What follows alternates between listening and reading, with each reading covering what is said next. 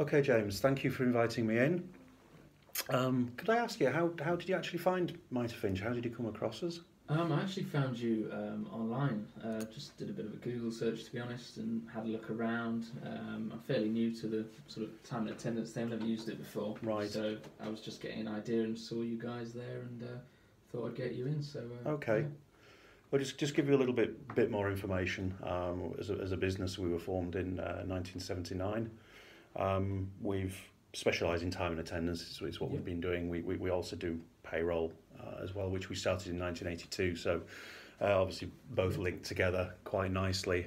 We've got a lot of experience, obviously, in both fields, and we also provide HR systems as well. Oh, brilliant! Okay. And some HR functionality within the main time and attendance system. Great. So can you just tell me a little bit about your business and what's giving you these sort of problems? The reason you actually asked us to see you? Yeah. So I mean, to give you an idea about the company, we're just a pub chain. There's four different pubs within the business. I mean, the reason we're looking for a system really is we've been using timesheets since we started. Right. It's become a bit of a nightmare, to be honest with you. So how big is each pub? From a staffing sort of level? Yeah, so you're looking at about 75 employees at one of the pubs, 50 at another. But I mean, in total, across all the pubs, we've got about 250 employees. Right, okay. So that's what we'll be looking at for the entire system, really. Yeah. But across 4 different sites. Yeah. Have you given any thought to the types of clocking, the biometric or proximity? Yeah, I mean, I'm open to different types, but we do have a bit of a problem with, people. I mean, the types of employees we've got here, they definitely be doing things like, clocking each other in. So, I mean, I don't know if you have a solution that would help with that. Yeah, that's the biometrics is definitely the way forward. It will definitely stop that. Yeah, okay. Yeah. No, we do get most people tend to go with biometrics now, where they feel that they have an issue with this. Yeah. So I've got quite a few businesses that I deal with that in a similar. Yeah. Or certainly food and beverage businesses where the buddy punching is a bit of an issue. So it can. Have you any idea down that as to how much it's actually costing you, or potentially? Have you... Yeah, I mean, I know lateness is a problem. I've caught a few people out. So and at the moment they just fill out the timesheet as if they were there on time. Yeah. So last week I can remember on the Friday I came in. And we were short by about 2 staff in one of the pubs. And I remember at the end of the day when I was adding up those timesheets, there was probably about everybody was in apparently at the right time. But I know I was there in the morning. Right. I don't usually come in the morning, I usually start at lunchtime. But I noticed that those people that weren't there had said they were. But there's no way for me to enforce that. Right. So I can't really criticise them on it unless it's at the time. You'll be able to do that obviously with this because they're either late. Yeah. Well, there's no other way around it. No, of course not. They're either on time or they're late. Definitely. So it can certainly help you with that. Yeah, I mean, I'd probably say lateness is one of the biggest issues for us. And idea on the times, number of people. Have you got a rough idea? I'd probably say they could be 15 minutes to 30 minutes maybe, but if I was and how many people 15, probably about 10 employees. 10 employees. That could be at one site though, but I'd probably say on that, if you said across everybody 10 employees on a daily basis getting 15. Yeah, I'd probably say 5 times a week roughly. Yeah. Just off the top of my head, I'd probably say okay, 10 employees are 15 minutes late 5 times a week really. 5 days okay. And what sort of rates are you paying these people? So on average, just probably about £8. About £8 an hour, right? Okay, that's great. Okay. And just to get an idea around the sort of the times that people are working, I'm assuming it's fairly flexible with it being a pub-based business. You obviously have your set start times, but are you fairly flexible? What's the requirements with? Yeah, I mean, for me personally, I do all the rotas for this one site. Right. I mean, I'm the general manager here, but we have other managers that are also looking after the other sites. We know that they'll be working, I don't know, let's say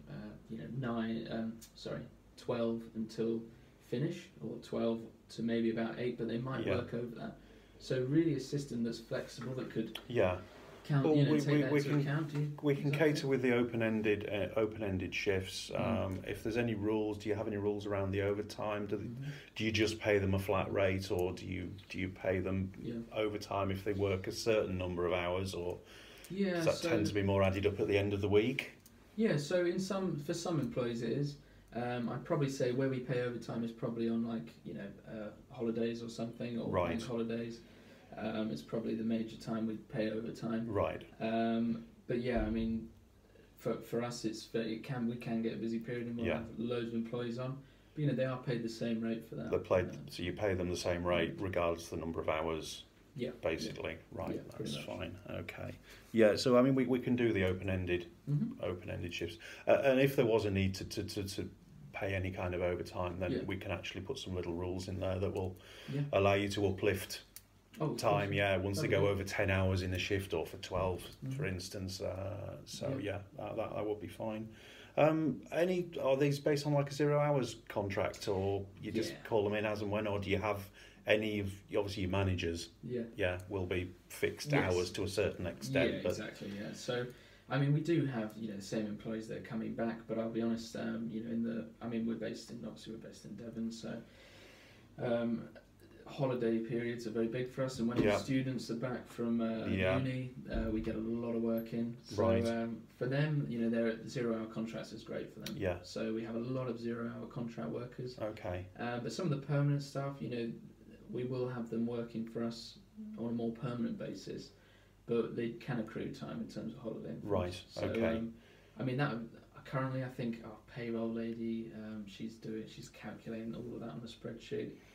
I know that takes her a lot of time. I'm going to say, you must be processing the timesheets. You've just got one lady that does this. Yeah, just the one lady actually. She spends, she's always moaning about it. She spends about, I remember from what she told me, about 3 days a month. Really? In the sort of collating the timesheets. That's adding it up and things. Quite a long time doing that. It's the beauty of these systems is that it will reduce this amount of time, and that if your people are clocking and that the anomalies are being checked, then literally you potentially can run the payroll in a matter of a few hours.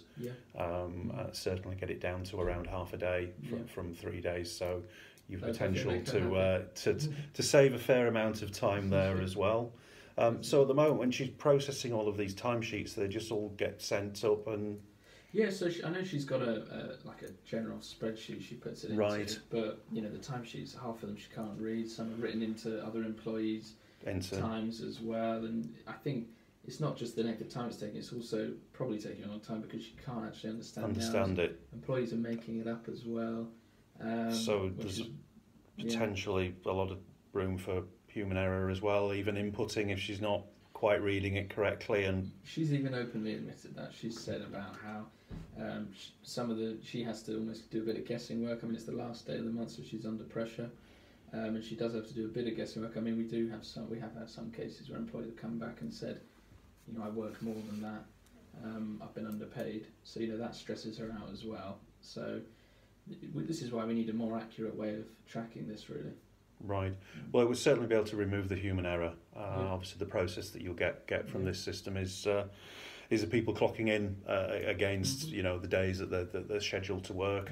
We set in some rules around that, which will calculate the hours out as you want them to, and then at the end of the month, it's just a case of running the reports. It'll generate your lateness reports for you, so you can see where people have been late as well. As long as you've got your start times. The shifts in there. Obviously on the finish times we can leave those open and flexible. So we can give you a really easy report to get out at the end of the month that will be accurate straight away. She won't have any problems, and we can even generate a file to import it directly into your payroll. That'd be really good. So I can see this really really helping your business out a lot, and giving you, I think potentially, looking at the figures you've given me, quite a decent return on investment. That's definitely going to be important for the I need to take this to my the company owner. So Right. he owns all the chains, and for him, he wants to know that we can. Well, I think he knows there's lateness going on as well, so he wants to definitely try and Right. make a saving and reduce these down. So if there is a good return on investment, that would be really good, and it would help me as well in terms of showing it to my director as well. So yeah, that's good. Okay, that's great. So I think with those basic figures that you've given me on the £8 an hour, you're potentially looking at around about £7,000 to £8,000 per annum. Wow. And that's at the conservative estimate. That's just for 10 people. That's just on those 10 people, yeah. Crikey, Yeah. and I'll be honest, it's probably way more than that. Yeah. So that just shows, and I reckon it's twice as much as that, if I'm honest. So it doesn't come as a surprise, really. Right. So do you think that'll help you to put a business case together? And definitely. if I can. Yeah, Okay. definitely. So what's the process? The next steps with this? Obviously, you'd like to have a look at the software. Of course, and now I've got a lot of information, so I can put a really good demonstration together for you. That'd be great. Is there any of your directors that are going to be involved with this that would need to know help? Yeah, definitely. I mean, with, as you said, a business case would be great, just to sort of highlight what we could save. But also, I know that my, sort of my bosses, they'll want to see the system as well. So I think just with those figures there, they'll be more than happy to, see the software now, and see how this can really help on a sort of more of a management level. That would definitely be good. I think the next steps would be to have a demonstration and see what we have, really. That'd be great. If you're happy to, I'm free next week. I've got Wednesday or Thursday. That would give me enough time to get them together. So I know that my director's often in on a Thursday. He's at this site, so if you were willing to come back, that would be great. I could come back next Thursday and give you a demonstration of the full system. That would be brilliant. Could you do 11? Yep, 11 o'clock would be absolutely fine. Fantastic, that would be good. Okay, that's great. Thank you very much. Thanks a lot, that's brilliant.